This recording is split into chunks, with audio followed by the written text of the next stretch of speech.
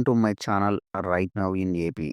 మనం ఇదివరకే ఈ వితంతు పెన్షన్ల గురించి ఒక వీడియోలో అయితే డిస్కస్ చేసుకున్నాం ఫ్రెండ్స్. దానికి అనుగుణంగానే ప్రస్తుతం ఆంధ్రప్రదేశ్ రాష్ట్ర ప్రభుత్వం తాజాగా 89,788 వితంతు పెన్షన్లు రిలీజ్ చేయడానికి సంబంధించినటువంటి ఉత్తర్వులనైతే జారీ చేసింది.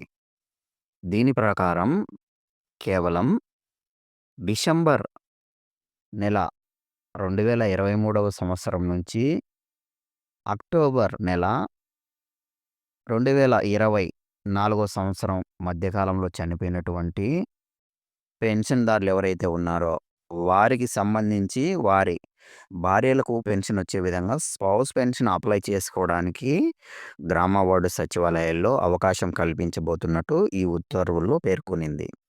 దీని ప్రకారము 1/12/2023 నుంచి 31/10/2024 మధ్య కాలంలో ఎవరైతే చనిపోయిన పెన్షన్‌దారులు ఉన్నారో, వారికి సంబంధించి వారి భార్యలకు వితంతు పెన్షన్‌లు శాంక్షన్ చేయడానికి ఒక్కొక్కరికి నెలకు రూ. 4,000 చొప్పున 35,91,00,000 ఖర్చవుతుందని, అది సంబంధిత కార్పొరేషన్‌ల హెడ్ ఆఫ్ అకౌంట్‌ల నుంచి తీసుకోవాల్సిందిగా గవర్నమెంట్ ఆదేశాలైతే జారీ చేసింది. దీనికి సంబంధించిన ఉత్తర్వులు మనం స్క్రీన్ మీద ఇప్పుడు క్లియర్‌గా చూడవచ్చు.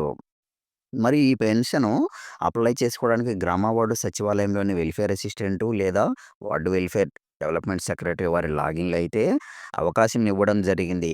మరి ఇప్పుడు అప్లై చేస్తే ఈ పెన్షన్ అనేది రేపు 1 తేదీ శాంక్షన్ అవుతుందా? కాదా?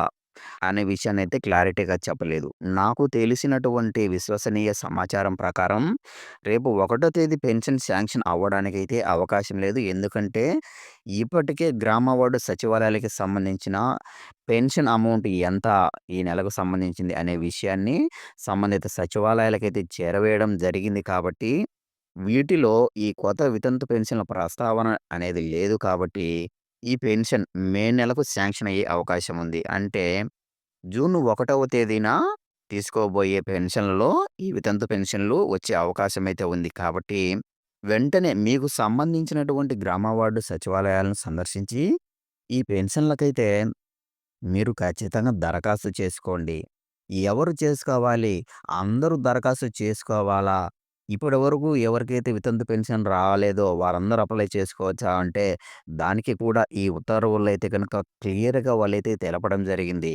ఎప్పటి నుంచి ఎప్పటి ఈ మధ్య కాలం వరకు అనేది కూడా వాళ్ళు ఈ ఉత్తర్వుల్లో పేర్కొనడం జరిగింది కాబట్టి, దాన్ని మనం ఒకసారి క్లియర్‌గా పరిశీలించినట్లయితే డిసెంబర్ 1, 2023 నుంచి అక్టోబర్ 31, 2024 మధ్య కాలంలో చనిపోయి పెన్షన్ తీసుకుంటూ ఉన్నటువంటి పెన్షన్ లబ్ధిదారులు ఎవరైతే ఉన్నారో, ఆ వ్యక్తులు ఎవరైతే ఉన్నారో వారికి సంబంధించి వారి భార్యకు ఈ వితంతు పెన్షన్ శాంక్షన్ చేయడానికి క్లియర్‌గా అయితే ఉత్తర్వులు జారీ చేయబడ్డాయి.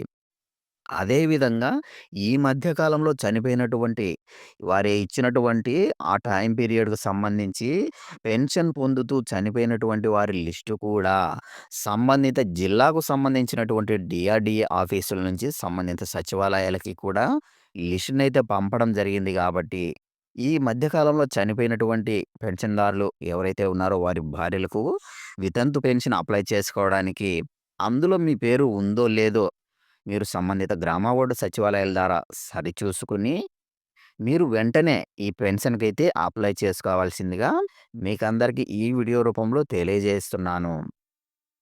ఎందుకంటే కొంతమంది పేర్లు మిస్ అయినట్లుగా అయితే మనకు తెలియవచ్చింది కాబట్టి, అందులో మీ పేరు ఉందో లేదో వెంటనే సరిచూసుకొని వెంటనే అప్లై చేసుకోండి.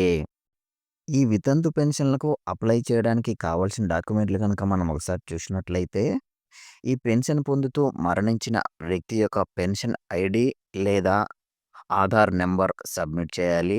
అదేవిధంగా పెన్షన్ పొందగోరేవారు ఎవరైతే ఈ వితంతు పెన్షన్ పొందాలనుకుంటున్నారో వారి యొక్క ఆధార్ నంబరు, అదేవిధంగా ఆ చనిపోయిన వ్యక్తి యొక్క డెత్ సర్టిఫికేటు ఇవైతే గ్రామ వార్డు సచివాలయంలో వెల్ఫేర్ అసిస్టెంట్ లేదా వెల్ఫేర్ డెవలప్మెంట్ సెక్రటరీ వారికి సబ్మిట్ చేసినట్లయితే మీకు వితంతు పెన్షన్‌కి అయితే వెంటనే అప్లై చేసేదానికి అవకాశం ఉంటుంది.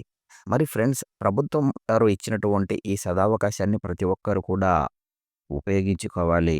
Thank you.